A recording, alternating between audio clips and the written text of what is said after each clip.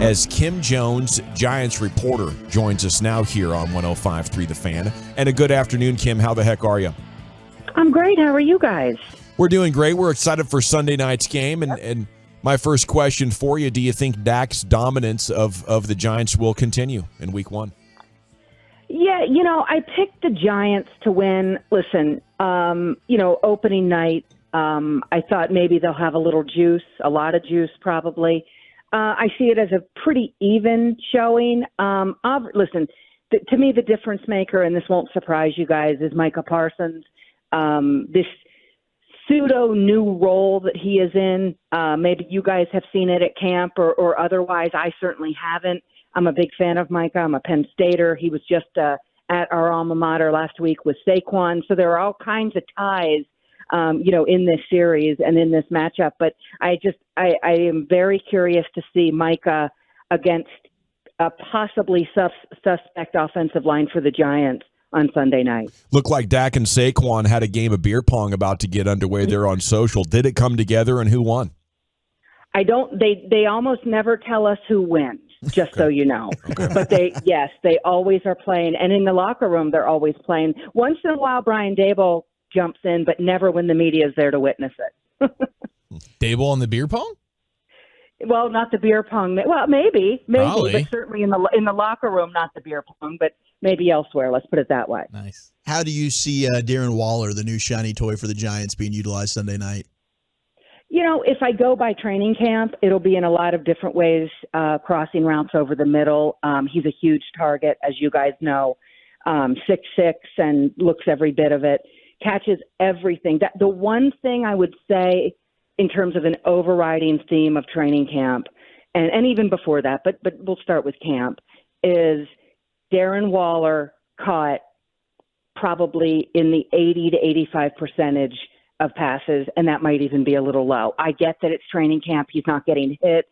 Teammates aren't, trying to knock the ball out or anything like that for the most part. But he and Daniel Jones had great chemistry. That, for the Giants, certainly has to continue if you talk about Sunday night, and obviously they'd love for it to continue down the road this season. Kim, you mentioned the Giants' offensive line. Do you feel like that maybe is there more concern in Giant camp of what's going on at guard than what's going on, say, at tackle? Yeah, I mean, if you want to tell me that last year as a rookie, Evan Neal struggled, and he did struggle against the Cowboys, but he struggled against a lot of teams last year. And you want to say, oh, that's a rookie tackle in this league. That's not easy. I get it. I would certainly understand all of that. So if that's the standpoint from which you're asking the question, yeah, that certainly might be true. They do have two new guards this year. They had veteran guards last season. I was surprised, frankly, when they bid adieu to both of them. And we are going to begin to see now, what that actually means for this offense, because a lot of other places, including speed at receiver, the Giants have done a very good job. But we're going to find out, I think, first quarter, second quarter, Sunday night, how these guards are able to hold up against the Cowboys. Yeah, because with the addition of some of these guys on the outside with the speed and stuff, it seemed like the Giants were trying to make an effort to be more explosive offensively this year compared to last. Do you feel like that's something that could work? I guess a lot of it hinges on how much protection they can get. Yeah, well, you're 100% right. Good call by you. That was definitely the goal. The Giants were last in the league last year in explosive plays, pass plays of more than 20 yards. That they had no choice but to change that. Now, I will tell you, they got a little bit fortunate, in my opinion, in terms of Jalen Hyatt in the third round. Mm-hmm. He's a speed guy from Tennessee, and whether folks were concerned about that darn route tree, which has always confounded me. A guy can learn. A guy can, adjust to the NFL game. And in Jalen Hyatt's case, he's really taken this training camp by storm, guys. He's incredibly fast. One of his teammates, I think it was Darius Slayton, said he thinks he's top 3 in the league. I wouldn't have any indication that I would argue that. I mean, he is a really, really fast player. He is going to he's not going to scare defenses, but he's going to take the top off defenses to where they're going to have to plan for him. And the Giants haven't had that kind of player since they had a young Odell Beckham Jr. So that's what I'm talking about when I talk about Hyatt. Now, they did fill in with some other receivers who seemed to be very capable during camp. But to me, it's Hyatt right now who possibly could be a game breaker. It's Kim Jones, Giants reporter. Does that change the situation for Daniel Jones? Does his new contract change his situation as far as how much he runs or how they plan to attack with him? I don't think so. Daniel's a pretty, just kind of level guy. Sometimes it's hard to get, much of a reading on him. But you can tell that with these weapons, he feels a little better. The quarterback who didn't have much in the cupboard last year, but this year knows there's plenty to go around. If somehow Waller's out of the game or taken out of the game or just not having a good game, they have options. Last year, their receivers by the end of the season, they had 3 of them. 2 of whom are still here, and Isaiah Hodgins and Darius Slayton, and they're both, really good receivers. But they just didn't have the personnel last year. You certainly can't say that about this year's Giants. Kim, in the secondary for the Giants, we all know about Adoree Jackson, but Yep.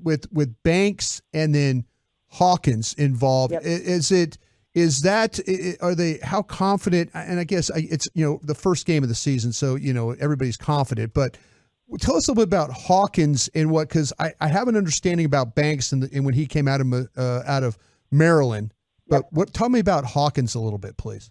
Yeah, I just talked to his college coach within the last couple of days, Ricky Ronnie at Old Dominion. And, Hawkins was a guy who he came up the JUCO route. So he came up the hard way, which is how the Giants describe it, and I wouldn't dispute that.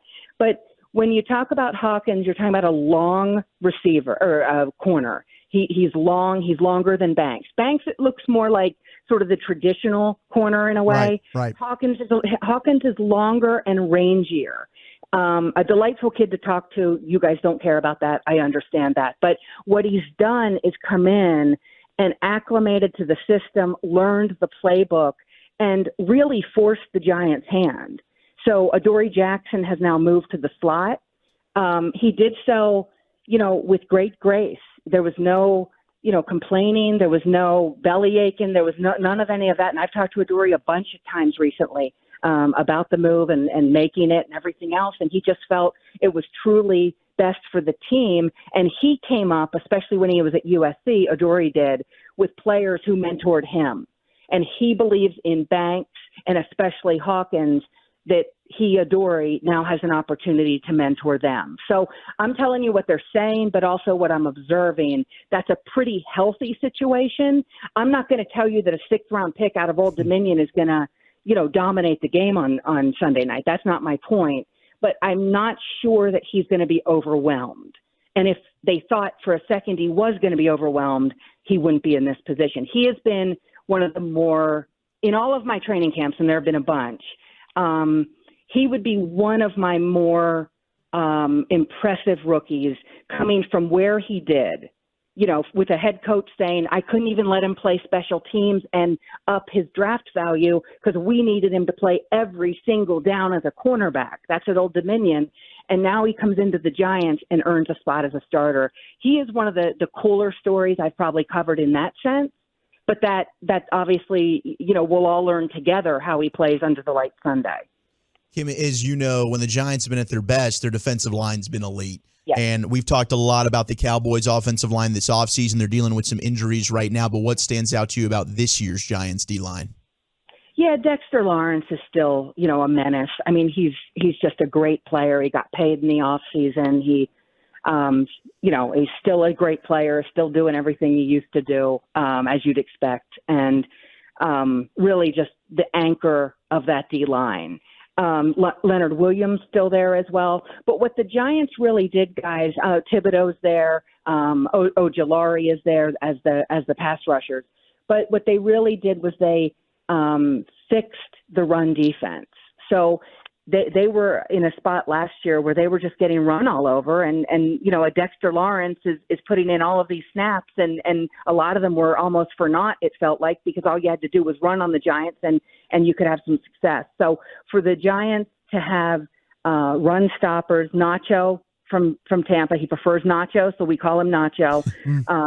They also, Ashawn Robinson is another addition who's a run stopper, and that they're very pleased with this offseason. And Ojulari, who was injured a lot of last year, including in the playoff game, he has come back, and Wink Martindale has been very pleased with him against the run this season. So run defense, they believe, has been shored up. Again, we'll start to see that about, when they face these opponents, including the Cowboys Sunday night. Well, you get the old Jalen Smith addition by subtraction situation. That's going to help that rush defense pretty impressively. We know firsthand. We both experienced that. Less than ideal.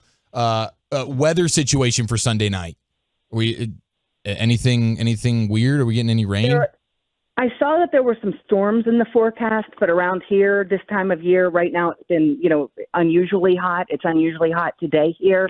The Giants have had a very, very hot training camp. So I did see that there were some thunderstorms perhaps in the forecast, but, as you guys know, those could go away in 15 minutes or, we'll see what happens. But hopefully that's not the case. Hopefully that's not the case Sunday night. The way we've seen teams mitigate the Cowboys' pass rushes with running the ball, do you think the Giants will be able to sustain something like that Sunday night? Well, they hope so, and that's going to go back to the offensive line, which we already discussed. And it's going to, come down to Barkley maybe against Parsons in the open field at times. Those two were just together at Penn State, and now maybe we'll see them, I'm sure we're going to see them once in a while together on the field Sunday. So, I think that for the New York Giants, they have to run the ball. Saquon still has to be a big part of all of this. They've added an awful lot of weapons around him, but he is their surest bet. He is their absolute surest bet. He wants to be more involved in the pass game. We'll see if they try to integrate him a little bit more than they did a year ago in the pass game. He caught 91 balls as a rookie. He's not really approached that total since. I'm not saying he's going to approach that total this year, but he certainly would like to for that number to go up as these running backs across the league, want to show that they're more than quote unquote just running backs, and Saquon, is really at the head of that group. Kim, they added Isaiah Simmons from Arizona. Any idea? I know that. Is there any? Do you have a plan of how they're going to use him? It seemed like in Arizona that was the big crux of the problems there. Yeah, and I had read, guys, right when he was traded, that he had told the new regime in Arizona he didn't want to play linebacker. Now he came to the Giants and said that was not the case. Plus, they listed him initially and still are listing him as an inside linebacker. So that's his role with the Giants. It doesn't mean he can't play in the back end of a defense. He looks as athletic as can be. That's not breaking news. He was the number 8 pick in that draft for a reason. But he's come in. He's had a smile on his face every day. It's funny when guys who are that talented but don't find their home is their home anymore, and then they find a new home. That's generally how they respond, right? They want to start fresh. They want to have a new opportunity, and I have to believe, and I know that Isaiah Simmons knows that he has a pretty good opportunity with Wink Martindale, a very aggressive play caller, a very aggressive coordinator calling the plays. And I know that Wink was absolutely thrilled with getting Simmons here. So it's been a crash course for him. I will say that. It's not like he's learned every nuance of what Wink wants him to do, but Wink would probably tell you he can rush the passer, and Wink loves doing that. Do Giants fans agree with Tiki that Daniel Jones is better than Dak? I don't know if Giants fans agree with Tiki on anything. It's a great way to end it. Yes. Appreciate your insights, Kim. Have a great week one, and enjoy the game Sunday night. Thank you, guys.